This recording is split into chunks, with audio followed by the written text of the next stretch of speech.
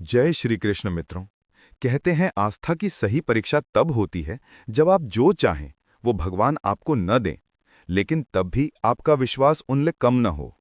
सच्ची भक्ति वही है जो सुख दुख, लाभ हानि और सफलता असफलता में भी समान रूप से अटल रहे।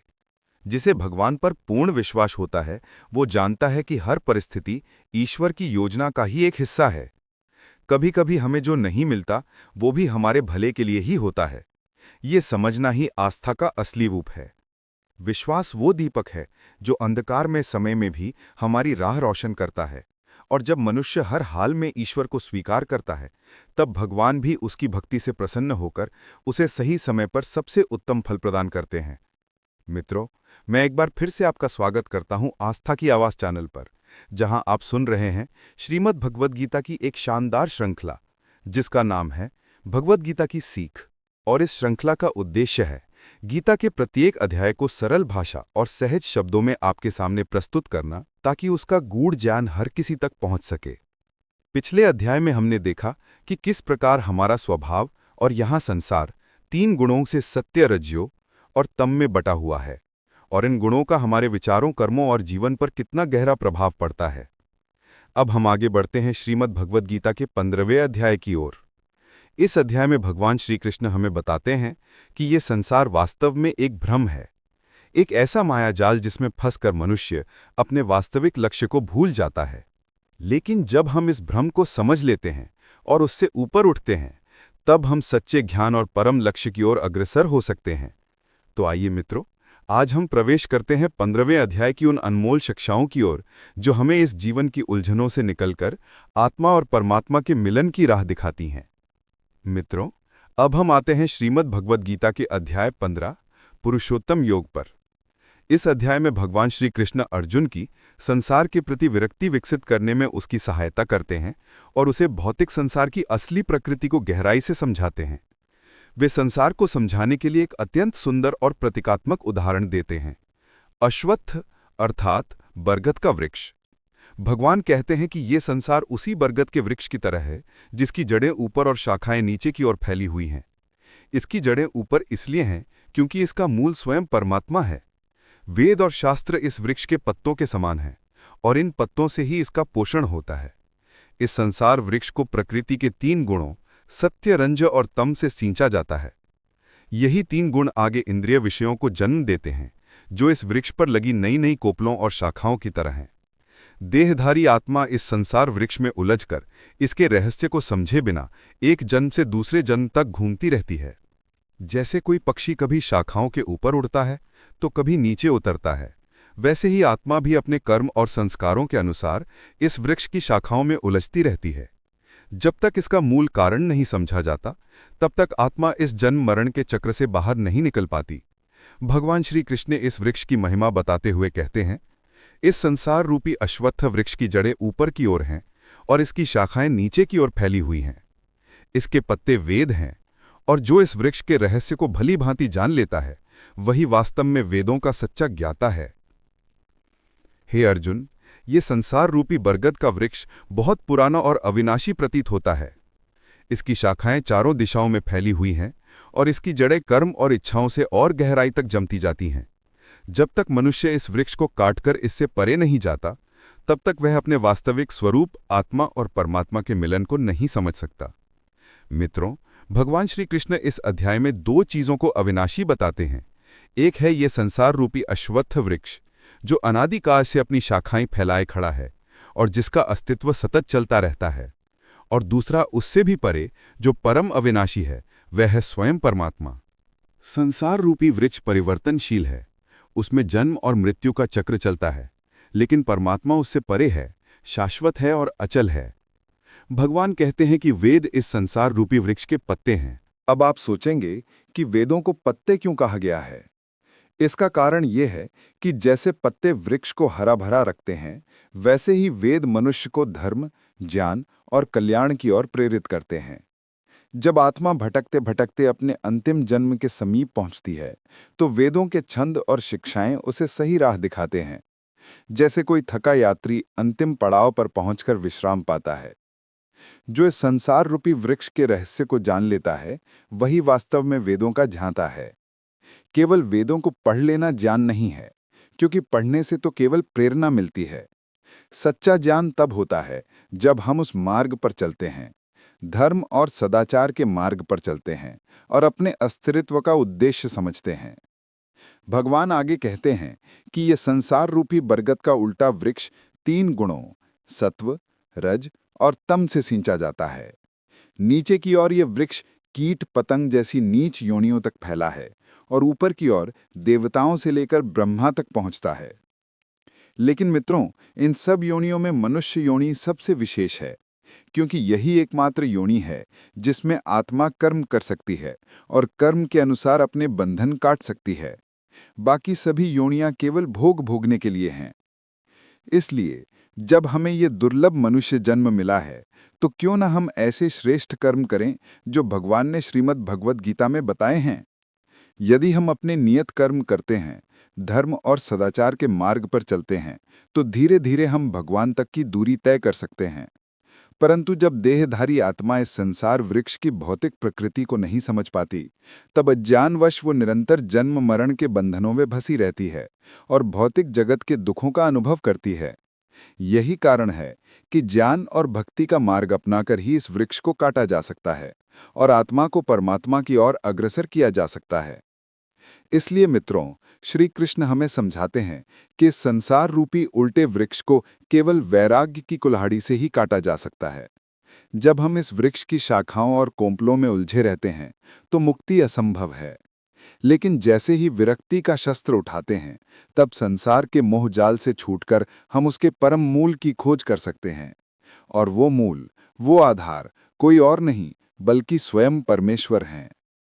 जब साधक उस परम स्रोत को खोजकर उनकी शरणागति स्वीकार कर लेता है, तभी वो उस परम लोक को प्राप्त करता है, जहां से लौटकर आत्मा पुनः इस नश्वर संसार में नहीं आती। यही वास्तविक मुक्ति है। श्री कृष्ण आगे कहते हैं कि जीवात्मा उन्हीं की अभिन्न अंश है और इसी कारण उसका स्वरूप दिव्य है। किंतु माया शक्ति के प्रभाव से वही दिव्य आत्मा इस भौतिक शरीर में बंध जाती है। माया उसे मन और 6 इंद्रियों कर्ण, त्वचा, नेत्र, जीवा, घ्राण और मन से जोड़ देती है, जिसके कारण आत्मा निरंतर संघर्ष करती रहती है।